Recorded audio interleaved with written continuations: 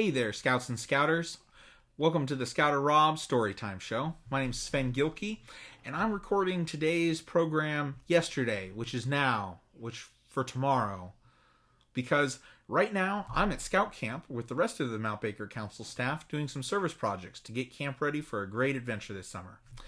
But for today's story time, we have No Girls Allowed with the Berenstain Bears.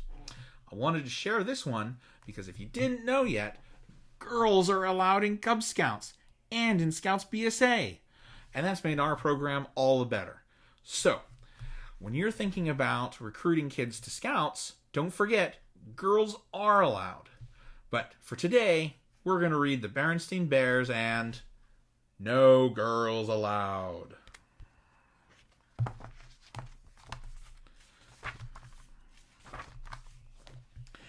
Ever since Sister Bear had been a tiny cub, she liked to tag along and play with Brother Bear and his friends. It was a bit of a nuisance because she slowed down their running. "Wait for me!" Interfered with their climbing, "Not so high!" and messed up their marble games. "Oh, that slipped!"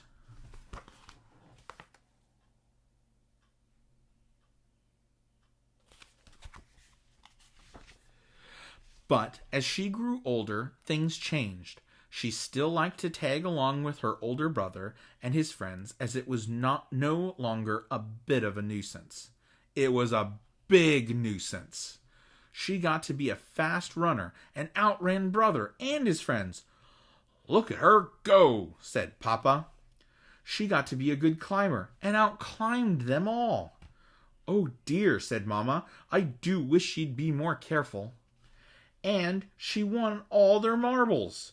"Goodness, I hope they're not playing for keeps," said Mama.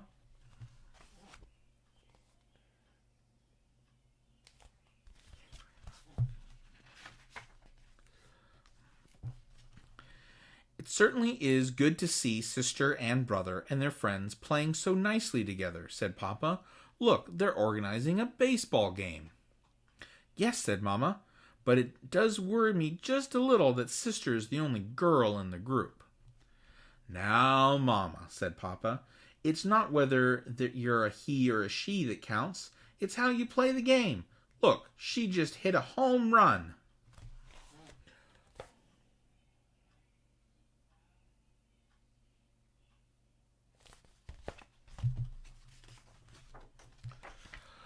"I agree," said Mama. "But think back. How would you have liked it when you were a cub if some little girl could outrun, outclimb, and out-hit you?" Papa thought for a moment. "I suppose I wouldn't have liked it," he said. Brother and his friends didn't like losing either, and what made it worse was the way sister celebrated every time she won. Her victory dance and cartwheels were annoying, but it was her war whoops that really got on everybody's nerves.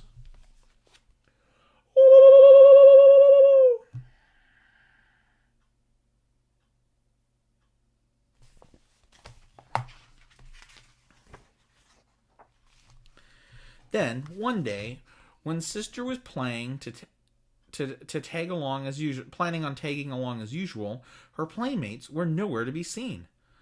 No matter, she thought, and went about her business. She picked wildflowers for Mama and jumped rope with some butterflies. When there was no cubs around the next day, she was a bit puzzled. But there was plenty to do, and she had a tea party for her dolls and read some books.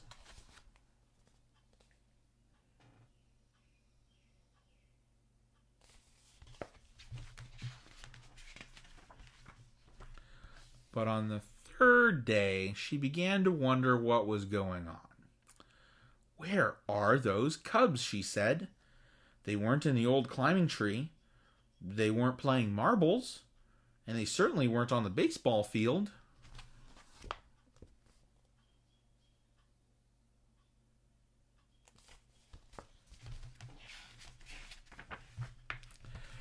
As she stood on the deserted field, wondering where everybody was, she heard voices.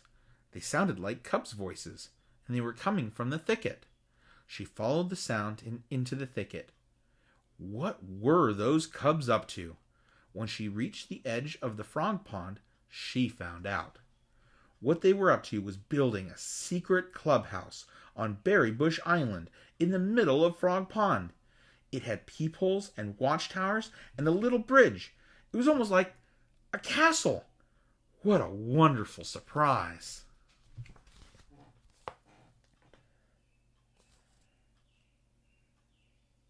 That's a pretty cool little clubhouse, if you ask me. I wish I had a clubhouse like that. Hi, gang, she shouted. She was so excited that she had her celebration dance complete with cartwheels and war whoops. But Brother and the other boys didn't answer Sister's happy cries. Instead, they ducked inside. They reached up and put the finishing touch on their new clubhouse, a sign that said, Bear Country Boys Club, no girls allowed.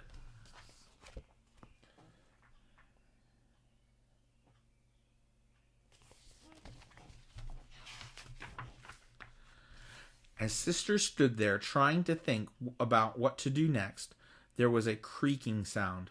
The bridge was a drawbridge, and they were cranking it up. She was heartbroken. It isn't fair, she wailed as she ran home from the thicket. You're absolutely right, roared Papa. It isn't fair. Come, we're going back there and make them take you into their silly club. And if they don't, I'm going to tear that clubhouse down limb from limb.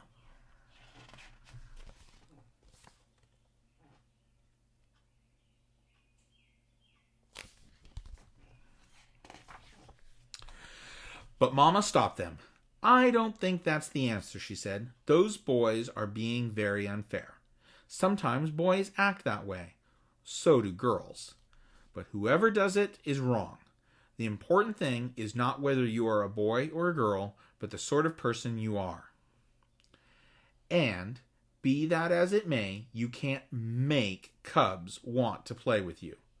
No, said Sister, but you can tear them limb from limb. Come on, Papa! Well, how cranky she is. She's not happy to be left out. Wouldn't it be a better idea, suggested Mama, for you to form your own club and build a secret clubhouse of your own? Could I? Said Sister. Well, this old climbing tree might be a good spot for it, said Papa, and I'll help. Terrific, said Sister. The first thing we'll need is a big sign that says, No boys allowed. No, said Mama. The first thing you need for a club is members. That part turned out to be easy.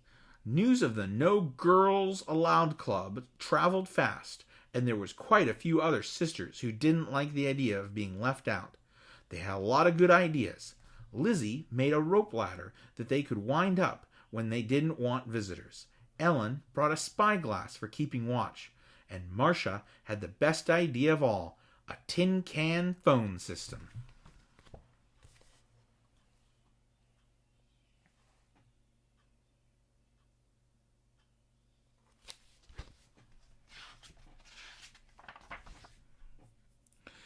With Papa Bear's help, they built a very fine clubhouse, high up in the old climbing tree. Now for that sign, said Sister. Those boys were just being mean because I out-hit them and won all their marbles. They're bad losers.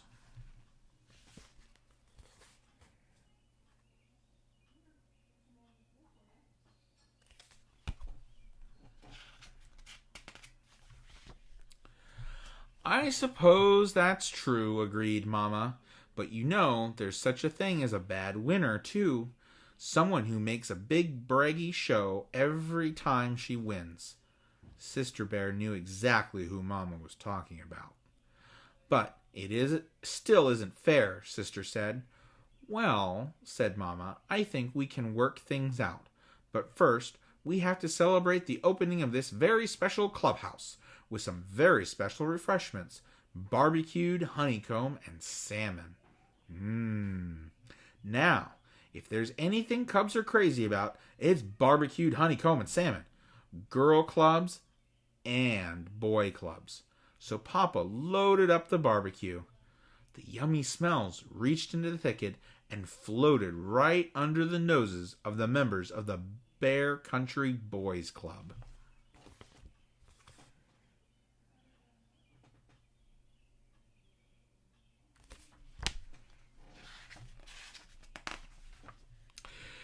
Who followed their noses back to where the members of the Bear Country Girls Club were just pulling up their rope ladder. "Something sure smells good," said Brother, speaking into the phone.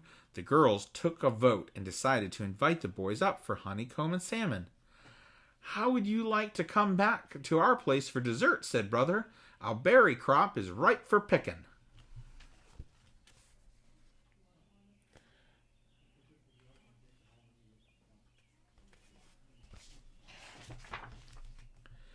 "Love to," said Sister, and while the whole gang headed for Frog Pond, Brother ran ahead and quickly changed the clubhouse sign to say, "Bear Country Boys Club. Girls, welcome." The berries were delicious. Well, Scouts and Scouters, I hope that you guys are staying safe and having a wonderful day. And don't forget, be prepared.